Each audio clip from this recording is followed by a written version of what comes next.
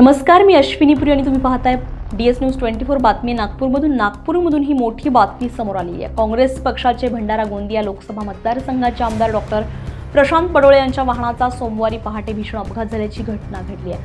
दिल्लीमध्ये सुरू असलेल्या संसदेच्या अर्थसंकल्पीय अधिवेशनासाठी ते निघाले असताना हा अपघात घडलेला आहे. मिळालेल्या माहितीनुसार डॉक्टर पडोळे हे सुरक्षारक्षक आणि चालकासह पहाटे नागपूर विमानाकडे रवाना झालेले होते. नागपूर जिल्ह्यातील हल्दीराम समोर त्यांच्या वाहनाला एका ट्रकनं जोरदार धडक दिली आहे. धडक इतकी तीव्र होती की त्यांच्या कारचा पुढील भाग पूर्णपणे चक्काचूर झालाय.